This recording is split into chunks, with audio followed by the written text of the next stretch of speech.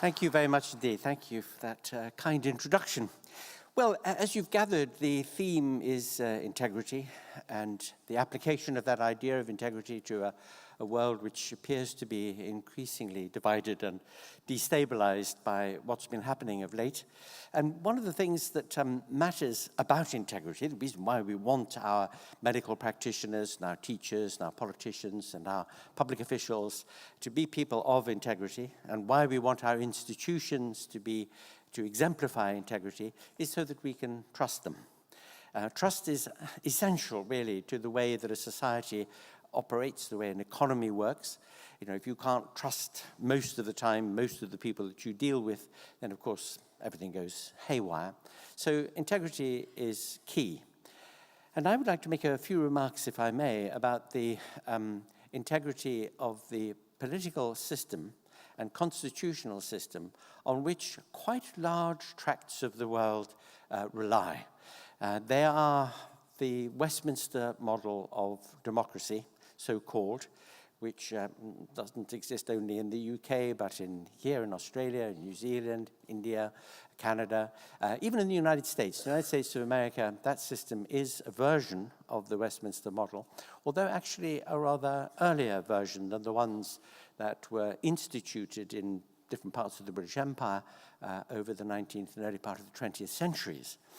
And the events of recent times, and in particular of that palmy year 2016, with the election of Donald Trump and the Brexit referendum in the UK, have with suddenness exposed a great weakness in the Westminster model.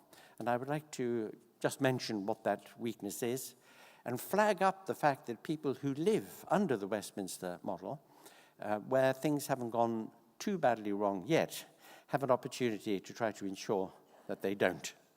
So in order to explain that, I need to take a little bit of a run-up, rather like a high jumper has to, take a run-up, leap over the bar.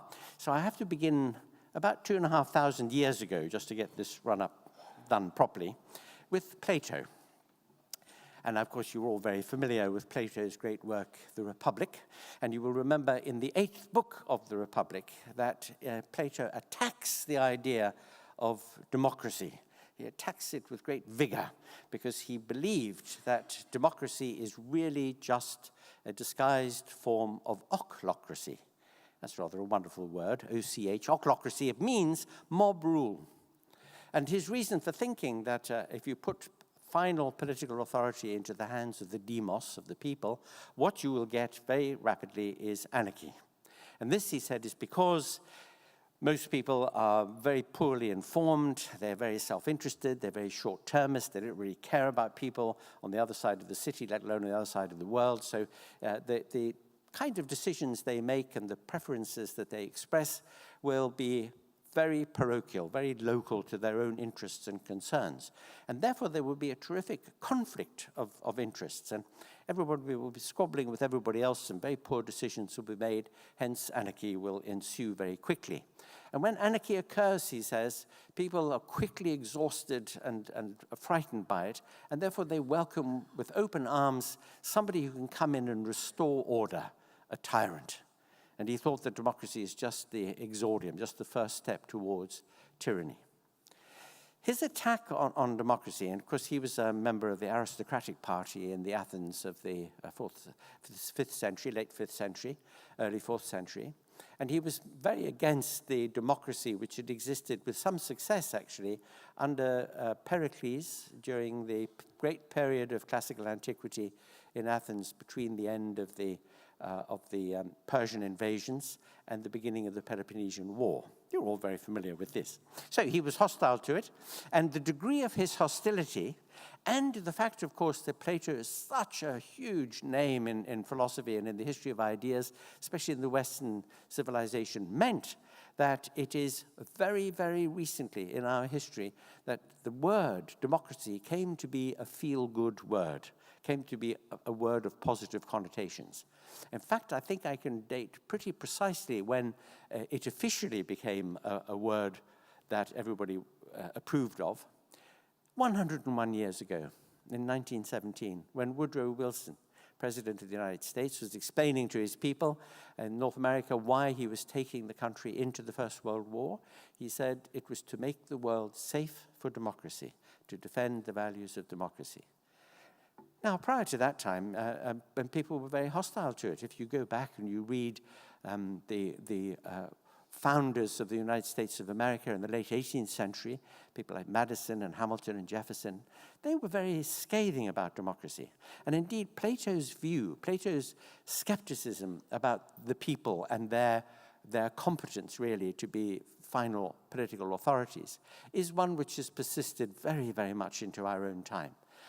It's, everybody quotes Churchill saying democracy is the least bad of a lot of bad systems. They forget that he also said that the strongest argument against democracy is 2 minutes conversation with any voter. And of course, that exactly captures Plato's point. The American satirist H.L. Mencken has an even nicer way of putting it. He says, to believe in democracy is to believe that you're going to get collective wisdom out of individual ignorance. That was my favorite story about this is a comment made to Adlai Stevenson. Anybody here remember him? He was a governor of a New England state back in the late 40s, early 50s. He ran against Eisenhower for the presidency of the United States of America, twice, in fact, 1952, 1956. But he was a very, very intellectual man, a very bookish man. And somebody said to him, Mr. Stevenson, every thinking person in America is going to vote for you. And he said, I'm pleased to hear it, but I need a majority. Well, this captures this point, Plato's point, and the great skepticism about the idea of democracy. But all these skeptical views about democracy miss an incredibly important point. As you see, they're rather lofty, rather condescending views. Plato had no time at all for the mob rule and the rabble. They're very condescending.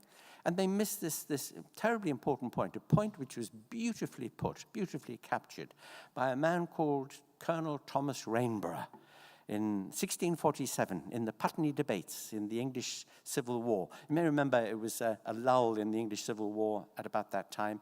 Charles I had been defeated in battle. He'd been put under house arrest in Hampton Court Palace.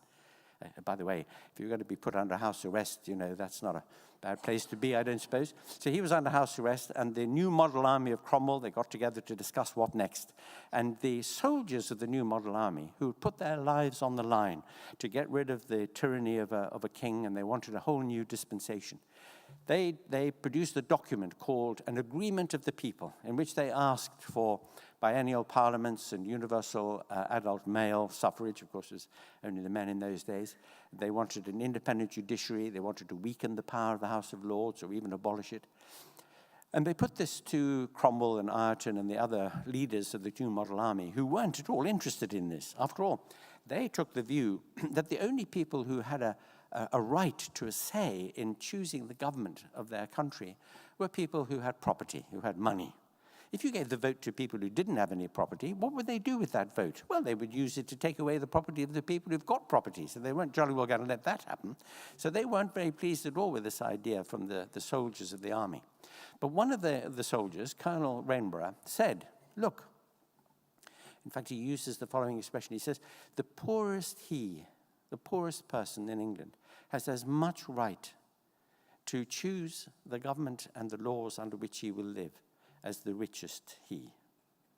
And that, with great simplicity but tremendous depth, captures the essential point of democracy, that just in virtue of being a citizen, you have a right to a voice, a right to a say in choosing the dispensation under which you're going to live. The idea that you're only allowed to do this if you own property or if you have a level of education. I don't know whether you know this, but for a very long time in the United Kingdom, in fact, until pretty recently, until after the Second World War, if you had a degree from Oxford or Cambridge, you had 2 votes in general elections. This is because you're extra smart, so you're allowed to have 2 votes. This idea of weighting things in favor of property or of education, that is impugned by this idea of Rainborough's, that just in virtue of being a citizen, you have a right to a vote. And that is key to the idea of democracy. So, if we ravel back to Plato and Plato's objection to giving a voice to everybody who's a member of the community, we notice something interesting if we reflect on his remarks, we notice that he's implying something, not mentioning something, but assuming something, which is that if you put the ultimate political power into the hands of the demos, you're not going to get something else that people have a right to.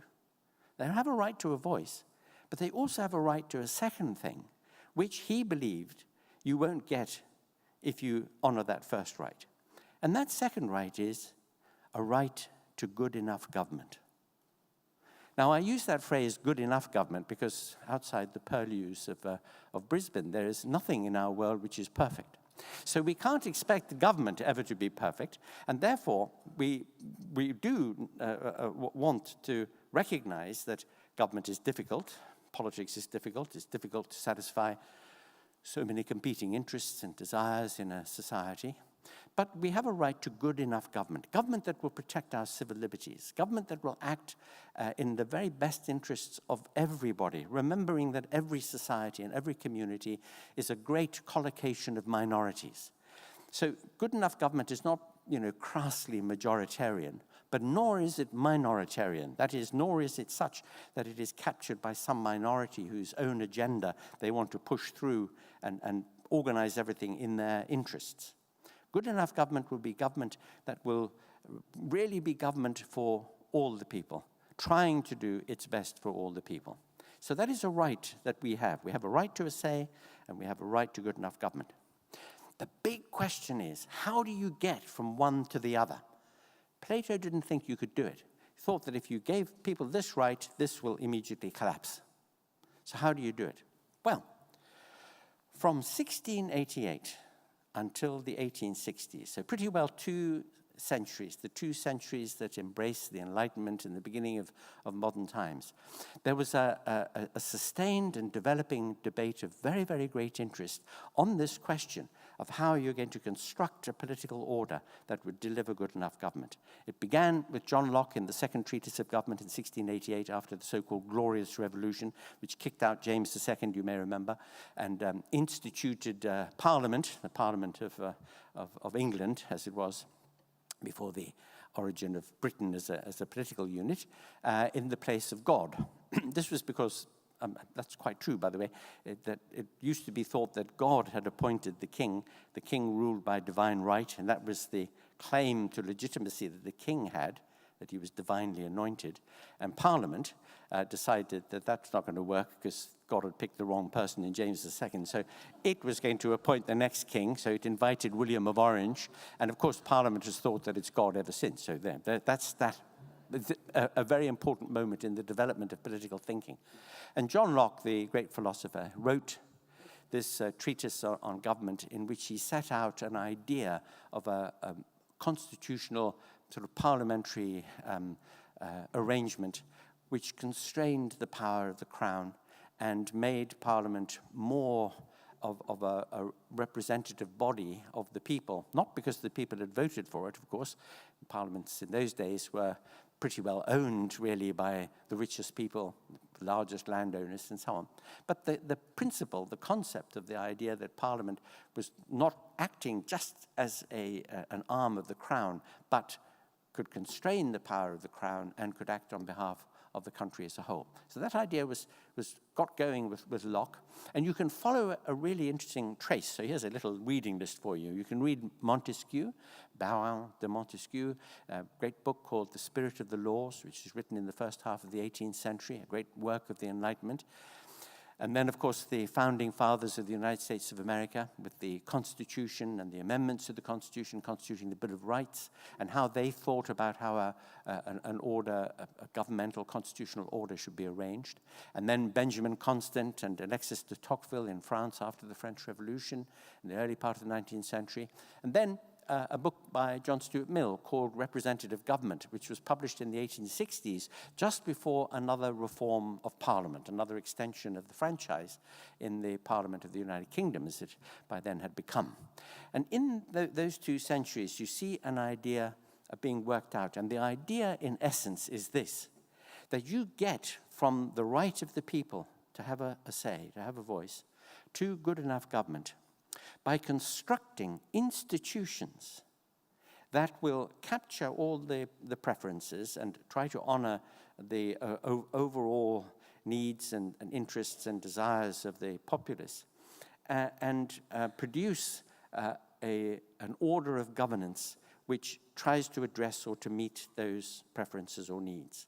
But the really key point is the point that it is the institutions and the practices of government, the practices involved in forming a government and in operating those institutions and in saying how those institutions should be run, we hope with integrity, we hope that we can trust them, that will deliver the good enough government. This was the idea, and the idea is called representative democracy, where the adjective representative is a key word. Because when we vote for representatives to go to our parliament, we are not sending them there as delegates. They're not messengers. They're not just carrying a record of our choices or preferences. Instead, we are sending them there to do a job of work for us. We're saying to them, go to the parliament and dedicate yourself. This is your full-time job. Get the facts, look at the information, do the sums, listen to argument, listen to other people, to other points of view, discuss and debate with other people, come to a judgment and act on that judgment. Now, if you mess up, we won't send you back there again. We won't vote for you again. If you do a good enough job, we might send you back. So this is the idea that a representative is sent to do a job of work for us, not to be just merely a delegate. There is a famous speech by Edmund Burke in 1792 to the electors, his electors in his constituency in Bristol in England, where he said, you elect me as your member of parliament, and of course I want to act in your interests and in the interests of the country. But you send me there to use my judgment. And you send me there to sometimes decide to act in ways which you may not personally like, but which in fact is the result of looking at information and discussing it with colleagues and trying to work out what might be best. Perfect example of this is taxation. Who among us likes to pay tax? Ooh, I'm just about to pay my taxes. What a wonderful day. Well, nobody likes to pay taxes, but we recognize that it's a good thing to do because we need to provide for infrastructure and the running of government and our health services and our security and so on. So we recognize that it's a justified need, even if we don't like it. And that's the kind of example that Burke had in mind, that the representatives will do things, will make decisions and act in ways that provide for the collective benefit of all, even though individually we may feel uncomfortable about it. So that's the idea of representative democracy. And of course, representative democracy very much rests on whether or not the preferences, all of the various preferences of the people can somehow collectively populate these institutions with representatives who will operate those institutions and who will observe the practices laid down for those institutions in a reliable and trustworthy way. That's the ideal. That's the idea of representative democracy, which was worked out in that period between Locke and Mill, and which little by little has taken hold in very many parts of the world, especially those that have been either were part of the British Empire or were in some way involved with it, including, as I say, the United States. Now, what's happened just recently, and the year 2016 is a signal year in this, is that it has exposed a fundamental problem with this model, which on the face of it looks as if it should be a good model, and it looks as if it should work in all our interests, and which on the whole, with a lot of ifs and buts and qualifications and footnotes and so on, hasn't done too bad a job, at least over the course of the last century and perhaps more. And if you ask the question why it has been reasonably successful despite having at its heart a set of really serious problems, then the explanation was given a long time ago, back in the 18th century, by no less a person than Voltaire. Voltaire spent about 3 years living in England in exile. He was always getting into trouble because he couldn't resist poking fun and being a nuisance to the French crown, and so he had to cross the channel in order to keep his skin intact. And he was a great observer, a very insightful one, about England. And he said the liberties of the English, because at that time, in the 18th century, England was probably the freest and most open country in Europe. He said the liberties of the English don't depend upon the constitution of the country, the actual way that the institutions and politics are run, but rather, he said, on the constitution of the people, meaning that the people were bloody-minded and independent and didn't want to be bothered and so on. So there were one or two little things about what the people insisted on, like habeas corpus or the inviolability of your own private property. You needed a warrant for the authorities to come in, that kind of thing.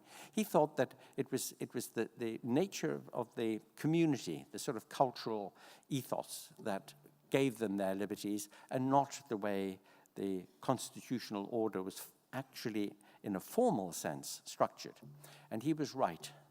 And this idea of the spirit of the Constitution, the spirit of a country that respects individual freedoms and liberties and rights, that is something which has gone pari passu, in equal pace, with the development of these institutions here, that follow the Westminster model. What's happened in the last couple of years shows that that just isn't good enough, because if you don't get the right sort of people who are prepared to cleave to the spirit of the Constitution, then you need to firm up the Constitution. You need to protect yourself against what individuals can do with the Constitution if they're so minded. And one of the deepest flaws with the Westminster model is that it doesn't protect us against the individuals who populate these institutions in a way that I will explain to you. How it's happened is this. If you when you rush home today, open your copy of Montesquieu at the page where he talks about the ideal structure of governance, you will see, to your great surprise, that he modeled his structure on the constitutional monarchy of England as it was established at the end of the 17th century. A king or a monarch, a House of Lords, a House of Commons, and an independent judiciary. 4 institutions which he thought would provide checks and balances among themselves. The king, or the crown, the monarch, was the executive authority in the state. The House of Lords and the House of Commons constituted a legislature to which the executive was answerable. The legislature could enact laws and propose actions which the executive is meant to execute, as the name executive implies. And the judiciary was independent of the other 3 bodies and would be appealed to make sure that the other bodies were behaving properly and constitutionally. So this ideal that Montesquieu thought that he saw in the British arrangements, in the English arrangements. And it was the Montesquieu model of the executive and 2 bicameral Congress and an independent judiciary that the Americans adopted after the American War of Independence at the end of the 18th century, after 1776. A president takes the place of a king, a Senate, House of Representatives, and then a judiciary. Exactly the model of England at the end of the 17th century. It happened, however, that during the course of the 18th century, as a result of the Hanoverian succession. Remember that the last Stuart monarch of England was Queen Anne, died in 1714, and because the country was at that time very hostile to Catholics, and they didn't want to have a Catholic monarch, a Roman Catholic monarch, and so nobody who was a Roman Catholic could inherit the throne. They'd had enough. James II was a devout Catholic. And so the nearest Protestant relatives of Queen Anne were the Dukes of Hanover in Germany. And the first Hanoverian king was George I. And George I spoke not a single word of English. He's alleged to have been able to speak some of German. But his son, George II, was also not very good at English and didn't speak much at all. And in any case, wasn't very interested in England. He was much more interested in Hanover. And as a result of that historical accident, the accident of George I and George II not speaking English at all or very much, that things began to change in the constitutional practices of England. You will remember, if you are an assiduous student of history, that in that period, the reigns of George I and II, that Walpole, Sir Robert Walpole, came to be the very first person called Prime Minister in the country, and that government by the cabinet took on all the powers, all the authority, all the decision-making that had once belonged to the Crown, because the king wasn't capable of taking part in cabinet government. And whereas in the United States, the elected monarch, the president, was separate, so a separation of powers existed between the presidency when they instituted it and the legislature. So today in America, for example, the president is elected separately from Congress and appoints all the ministers of state. And if you're a member of Congress, either of the Senate or the House of Representatives, you cannot be a government minister, so there is a definite separation there. This didn't happen in England. In England, the authority came to lie in the hands of the cabinet, and the cabinet is drawn from the majority party in Parliament. Now, I want you to reflect on that for a moment, because that is the fundamental and key weakness of the Westminster model as it developed in England and in the Empire, and which we have in all the successor countries, Australia, New Zealand, and everywhere. The executive is drawn from the legislature. It's not separate from it. In fact, it is drawn from the majority of the legislature, which means that the legislature is the creature of the executive. It belongs to the executive. There's no separation of power. And when the executive wants to do something, because it controls the majority in Parliament, it gets its agenda through on that basis. And we've come to accept this as if this was right. It's right that the government should be drawn from the majority in Parliament. We've lost sight of the fact that what should really be happening is that whether or not the executive is independently elected and chosen by the people, it should genuinely be answerable to the legislature. It should be responsible to it. The legislature should hold it to account. The legislature should be a body of people who may advance laws or propose them or suggest them or pass them, and the executive executes them, carries them out, does the work demanded of it by the legislature. That separation of powers is key to the idea of a well-functioning constitutional order. And when you have a constitutional order in which the executive controls the legislature, what you get is what Lord Hailsham, back in the 1970s, in a famous BBC Reith lecture, said is elective dictatorship. Elective dictatorship. The Constitution of the People, praised by Voltaire, has kept elective dictatorship under control for the last century and more. And what has happened much more recently is that is no longer the case. And what has come to usurp its place is another feature, evolving feature of our parliamentary system. Remember that salaries for MPs only came into existence around the turn of the 20th century. Prior to that time, if you went into Parliament, you had to have independent means. You had to have your own money, or you had to be earning it from outside Parliament. But the idea that, with working people standing for Parliament in order to defend workers' rights, you need to have a salary so you can do this job. And the idea was that we would pay MPs salaries. And becoming a member of Parliament, therefore, began to become a career. And if it's your career, if it's your job, you don't want to lose your seat at the next election. You don't want to buck the party line so the party says to you, well, we're not going to support you at the next election. You're not our candidate at the next election. You're out. We're not going to provide any funds for your campaign.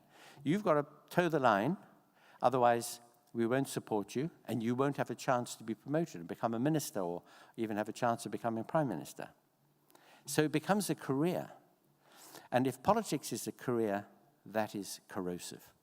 Because then MPs, instead of representing their constituents or the interests of their country as much as they should, they start to represent the interests of the party line because their career depends upon it. So now you can begin to see that things are starting to go wrong. You have the executive drawn from the legislature, controlling the legislature, and you have politics becoming a career, and people behaving as putative representatives in Parliament as if they were watching their own backsides and making sure that they are going to succeed. And by the way, think of it. Think if your job, the job that you do, was on the line at the next election. Maybe you're going to lose your job. You've got to think again. Go and try and get a job having been an MP, and you know how popular MPs are. Okay, so think also about the fact that a career in politics, in the UK House of Commons, there are 650 MPs. I think you have, about 180 here in your federal Commonwealth Parliament.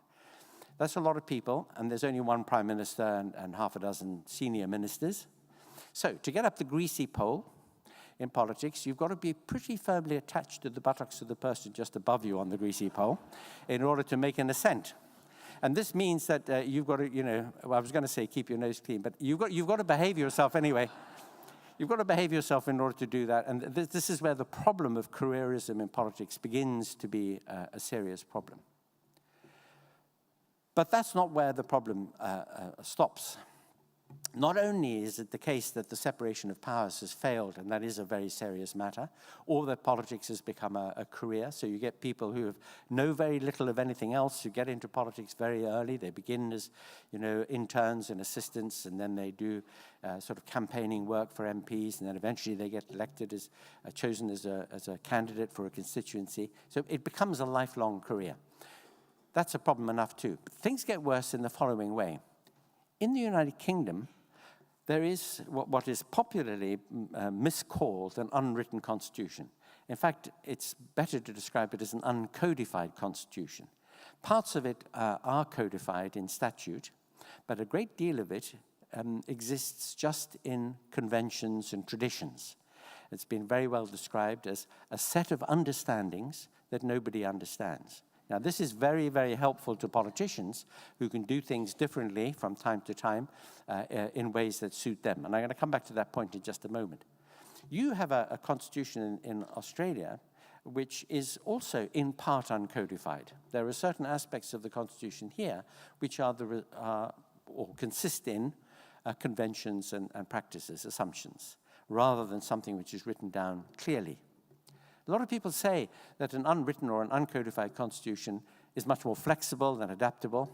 The answer is yes, it's certainly incredibly useful to politicians, and very, very occasionally, of course, its flexibility can be an advantage.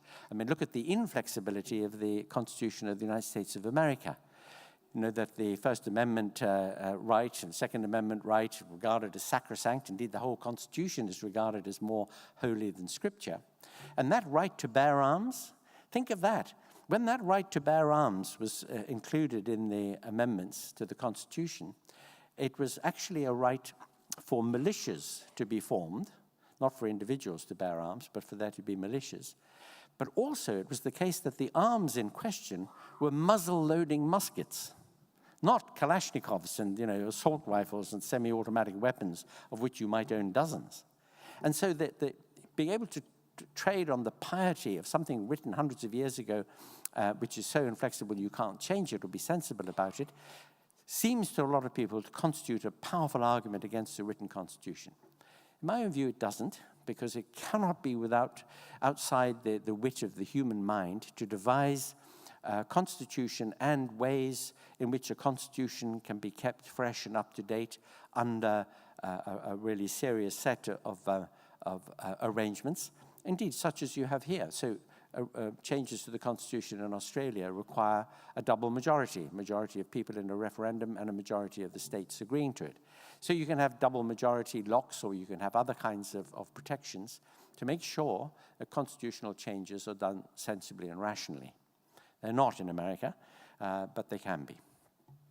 So the idea of an unwritten or uncodified constitution itself means that there is a terrible problem for the people of a country who happen to live at a time when the government of the country is minded to do something which is against the country's interests.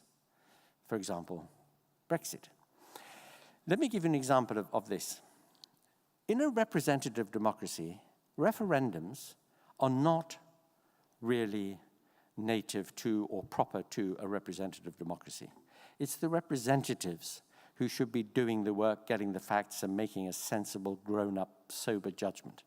Having a referendum, kicking it out to the people to decide whether same-sex marriage is okay or abortion is okay or whatever it might be, is actually a failure of duty on the part of representatives. You've had an example of that here just recently. Well, in 1975, the United Kingdom had its very first referendum, in fact, on membership of the European Economic Community, as it was then called, the EEC.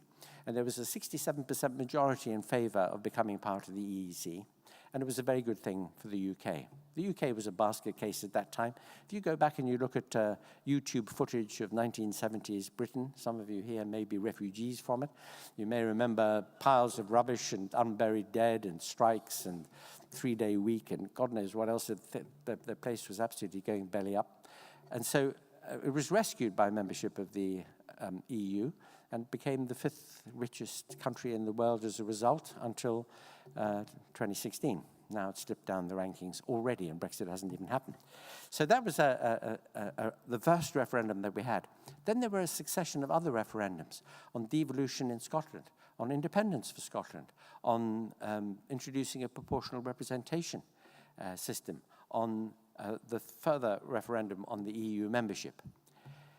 Here's the thing. Every single one of those referendums has been held on a different basis. That is, a different constituency has been enfranchised for it. In some, there was a supermajority requirement or a threshold requirement. In others, not, etc., etc. So if each referendum is organized on a different basis from the ones that have preceded it, none of them constitute a precedent for how a referendum is to be run. So the people who vote in the referendum don't know exactly what the outcome will be or whether it will be acted upon or not. Some are and some aren't. They don't really know how it works. Then you don't have clarity. You have ambiguity. You don't have consistency. You have the referendum being organized in a way that the organizers of it at that time think is most convenient to themselves. And that is not how a constitutional order should work. That is not integrity in a constitutional order. Because what a constitution, written or unwritten, codified or uncodified, should do is it should provide clarity and consistency and transparency. A constitution should try to make sure structurally that the activities of government really are in the interests of the people and of the country and not just of a section. In the Federalist Papers, if you go back and read Madison and Hamilton, all those people, when they were discussing what to do about setting up a whole new constitution in America in the 1780s and 90s, one of the things that they wanted to guard against was what they called factionalism, which means party spirit, which means the formation of political parties so opposed to one another that they fight like dogs over a bone as to which will have their agenda enacted. And then, if you have a voting system, such as you have in America, in the United States, and in Britain, first past the post voting, you always have minorities in government, and you always have factions, therefore, running their agenda in their own interests and not in the interests of the country as a whole. So in all these accumulating ways, you can begin to see that the Westminster model, especially because of the lack of the separation of powers. Now, in America, you will say, isn't it the case that the president and Congress are separate? Yes. Because they are, in America, the oldest version of the Westminster model still existing, they do retain that separation of powers. But do they have an independent judiciary? Is the Supreme Court constituted in a way that has nothing whatever to do with the politics of the day? Does the name Kavanaugh mean anything to you at all? Do you think that the next 2 decades of decisions by the Supreme Court in the United States of America have nothing to do with the party politics of today? You can see that is a terrible failure of the concept of the separation of powers. This is another problem with the Westminster model in its American form, that the judiciary is not independent of the political process.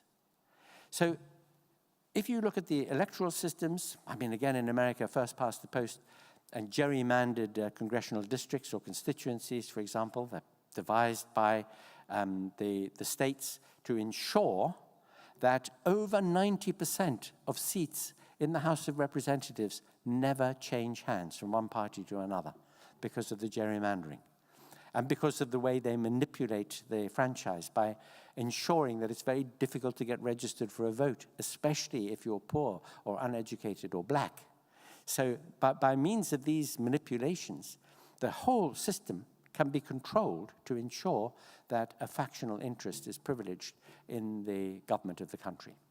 So in all these ways, I'm absolutely horrified to see that the timing device says a whole lot of noughts, which probably means that I've gone on too long. But anyway, so I've only just begun to scratch the surface of the problem with our political order, and I need just to say, and had I welled enough in time, had we organized breakfast tomorrow, for example, we really could have got into this properly. But I just want to mention one more great problem that our system faces, and that is the existence now of social media and the use of it to influence voters and attitudes. I was just having a discussion with Seth, who's going to be talking after me now. He may have a slightly different view of this matter. But if you look at any election, any referendum, you will see that there were always two major blocks: Trump, Clinton, in, out, yes, no, one party, other party, conservative, liberal. And people have made up their mind that they're going to vote that way. But in between, there are people who have made up their minds, or who could have their minds changed. And if you could target those people in between and just get enough of them to shift their view, you can tip the balance one way or the other. Because every election and every referendum is won on very, very small margins of people. So if you can identify those people by scouring their social media records and identifying their interests and preferences, so you know what to target at them. It's called micro-targeting or hyper-targeting of messaging, specially tested to attract the attention of those people and try to influence them to move one way rather than another. So here's an instrument put into the hands of political parties to try to have a major influence on the outcomes of referendums and elections. I'll just tell you one little example of how this worked in the case of the Brexit referendum. There, the Leave campaign targeted this small group of people in between the two blocks. But they didn't only persuade people that, there would be more money for the NHS or whatever it was, that millions of Turkish people would flood into Britain if we stayed in the EU, and all sorts of misinformation like that. But they also targeted people who wanted to remain in the EU. They said to them, nobody is stupid enough to vote to leave. So Remain is going to win by a big margin. So you don't have to bother to go out and vote. It's going to be okay. If you're a psophologist, you know that if it rains in a constituency on polling day, that the drop in the turnout in that constituency is completely predictable. You can tell what percentage of people just don't like to get their feet wet on polling day. In London on the 23rd of June 2016, which is the day of the referendum, it bucketed with rain in London. It's a really strange occurrence, never rains in London. Bucketed with rain all day long in London. The drop in the turnout was exactly predictable, and it was bigger than the margin by which Leave won the referendum. Other people have been told on their Facebook and Twitter and everything else, Remain is going to win easily. Now, that's just a little scratching of the surface of what's the set of problems that we have. I want to leave you with this thought.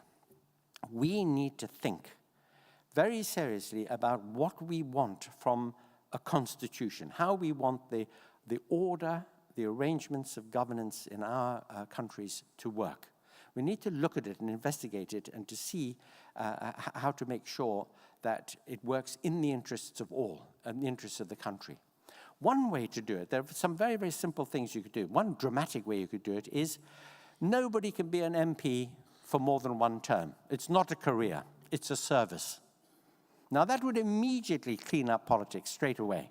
You get all the fibs and the lies and the half-truths and people up the greasy pole and the buttocks and everything else. You get rid of all that immediately. Now, that is a very dramatic suggestion, and it's not going to work, I can agree. Another dramatic suggestion is sortition.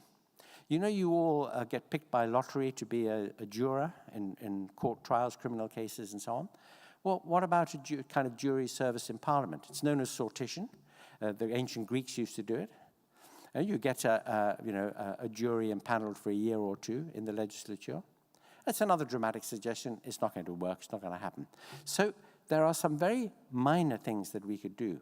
But one of them very important thing is we can clean up our constitution, we can make it perfectly clear, transparent, that the order of government is going to work like this, that individuals or factions cannot manipulate it, that if you're going to have referendums, it has to be completely clear what the basis for them is, what the supermajority requirement is, what the outcome will be.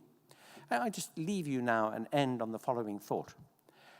Those of us who want to remain in the EU in Britain are campaigning incredibly hard now to get another referendum, because we now know, as a result of all the polling, lots of people have recognized that is our best interest. There is a majority now to remain in the EU. So we want to be able to be given a chance to think again and to say again whether we still want to go out or whether we, having seen all the facts, want to stay in. We want another referendum. Okay? Second thoughts, hindsight. And it's being resisted like mad by the people who want to take the country out. And they say, oh, you know, you're just going to be best of 3, and then you're going to be best of 5, and, you know, if you lose, you're going to have another one, and so on. And we say, no.